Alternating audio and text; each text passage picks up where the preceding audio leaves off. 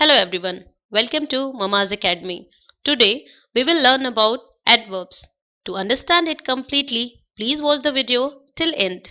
लेकिन आगे बढ़ने से पहले अगर अब तक आपने चैनल को सब्सक्राइब नहीं किया है तो प्लीज लाइक एंड सब्सक्राइब ताकि ग्रामर के हर टॉपिक की जानकारी आपको आसानी से मिल सके. So let's get started.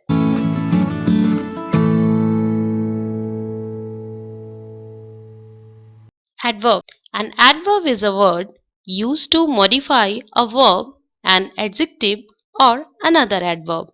Adverb एक ऐसा शब्द जिसका यूज हम करते हैं किसी वर्ब को, एडजेक्टिव को या दूसरे एडवर्ब को मॉडिफाई करने के लिए. For example, quickly, extremely, yesterday, here, daily. अब आप यहाँ पहले एग्जाम्पल की तरफ देखें तो वहां हमने क्विकली का यूज किया है. He ran quickly.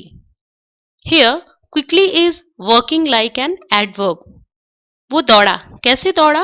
Quickly, बहुत जल्दी से. So here we are saying quickly is an adverb and which is modifying verb ran, जो कि run का second form है. It has been modified by adverb quickly. ठीक उसी तरह से Ram came here early. Ram यहाँ जल्दी आया. राम कब आया? जल्दी आया. Early is an adverb and यहाँ here is working like the other adverb. यानी यहाँ एक adverb early को दूसरा adverb here modify कर रहा है. Now the third example is it is extremely hot. बहुत ज्यादा गर्मी है. तो यहाँ गर्मी अपने आप में ही एडजेक्टिव है और इसको मॉडिफाई कर रहा है हमारा adverb extremely. So by these examples you are saying what is an adverb, जैसा कि verb, adjective और दूसरे adverb को ये मॉडिफाई करता है. Now you will see adverb also answer how, where, when, how often and how much. अब हम कैसे पहचानेंगे कि हमारे सेंटेंस में adverb कौन सा है? तो उसके लिए you can see these examples जो कि आंसर्स हैं. जैसे जब हमारे सेंटेंस में हम पाते हैं कि हमारा सेंटेंस आंसर दे रहा है how, where, when, how often या फिर हाउ मच का, तो ये आंसर्स देने वाले वर्ड बन जाते हैं हमारे adverb. As you can see in this chart, how, quietly, easily, carefully, well, slowly, badly, happily. यानी यहाँ हाउ का आंसर हमारे ये सारे वर्ड्स दे रहे हैं और इस तरह के वर्ड्स जिन भी सेंटेंसेस में आए वहां ये वर्ड्स वर्क करते हैं एज एन एडवर्ब के रूप में. उसी तरह व्हेन, मतलब अगर किसी सेंटेंस में पूछा जाए, किसी सेंटेंस में अगर पूछा जाए उसने ये काम कब किया, when did he come, obviously you will answer now, today, yesterday और ही विल कम टुमारो. तो ये जो आंसर्स होंगे जो व्हेन का जवाब दे रहे हैं that will come in our adverb category as now, today, yesterday, tomorrow, later, next day. Just like this where, जहां हम वेयर का आंसर कर रहे हो, जैसे he came here, he went there. So here, there, inside, near by, somewhere, this all come under adverbs. How often, कितनी बार, always, often, rarely, sometimes, now, then, they also came in adverb. How much, कितना ज़्यादा, very, extremely, entirely, too, so, enormously, ये सारे के सारे जो words हैं वो adverb के रूप में काम करते हैं. So, let's see the types of adverbs. Adverbs of time, adverbs of place, adverbs of manner, adverbs of frequency and adverbs of degree या quantity. What is adverbs of time? It tells when the action takes place, took place or will take place. यानी adverbs of time में हमारा जो adverb है वो बताता है कि कब काम हुआ, होगा या होने वाला है. जैसे today, tomorrow, next day, next month, next year, Monday, yesterday, last week, ago, yet, still. इन एग्जाम्पल्स के जरिए हम ये जान रहे हैं कि हमारा काम कब हुआ था या कब होगा, कब होने वाला है या कब हो रहा है। They came to my home yesterday. इस सेंटेंस से हमें पता चल रहा है कि वे मेरे घर आए, कब आए? Yesterday. So here, yesterday is working like adverbs of time. Rohan went to Japan last week. Rohan last week Japan गया. So here last week is working like adverbs of time, जो कि हमारे व्हेन क्वेश्चन का जवाब दे रहा है कि हमारा एक्शन कब हुआ? लास्ट वीक को हुआ, यानी रोहन लास्ट वीक जापान को गया. She is arriving here today. So today here is working like adverbs of time. I shall meet you tomorrow. मैं तुमसे कल मिलूंगा, यानी जो एक्शन है वो कल कंप्लीट होगा. So here it's working like adverbs of time. Adverbs of place. It tells us where an action takes place, took place or will take place. Adverbs of place में हम जानते हैं कि हमारा एक्शन कहाँ हुआ था, कहाँ हो रहा है या फिर कहाँ होगा. जैसे there, here, nowhere, somewhere, near. He left his bag here. उसने अपना बैग छोड़ा. कहाँ छोड़ा? यहां छोड़ा. तो एक्शन जिस जगह पर हुआ उस जगह को, उस वर्ड को हम एडवर्ब्स ऑफ प्लेस मानते हैं. She goes for tuition there. वो ट्यूशन के लिए वहां जाती है. तो here there is working like adverbs of place. I found him nowhere. मैंने उसे कहीं नहीं देखा, कहीं नहीं पाया. So here nowhere is working like adverbs of place.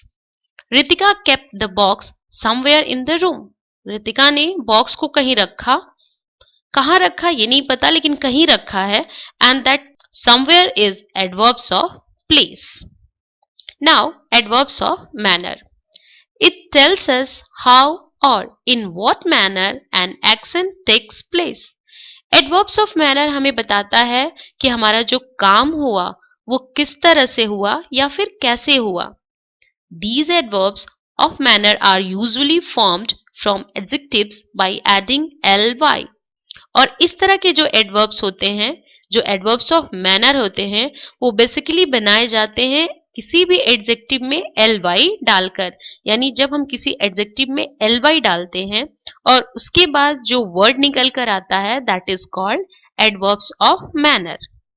Example, as you are seeing, sudden is an adjective. और जब हम इसमें ly ऐड करते हैं, it becomes suddenly and that is an adverb. उसी तरह happy, it is an adjective. We use ly, we add ly and it becomes happily. Graceful, ly gracefully. Bad, ly badly. Gentle plus ly gently. Careful plus ly carefully. He joined the party happily. उसने party happily join की, खुशी से join की. So here happily is working like adverbs of manner. जहां आप इस question का answer दे सकते हैं कि उसने किस तरह से पार्टी ज्वाइन की, खुश होकर. We celebrated our friends birthday gracefully. How did we celebrate the birthday? We celebrated it gracefully. They reached here suddenly. Akshay talk to Mohan gently. How did Akshay talk to Mohan? So, the manner is gently. Adverbs of frequency. It tells us how often an action takes place. As you are seeing, frequency means कितनी बार, कितनी देर से, किस तरह से हमारा काम हो रहा है. It's showing in adverbs of frequency.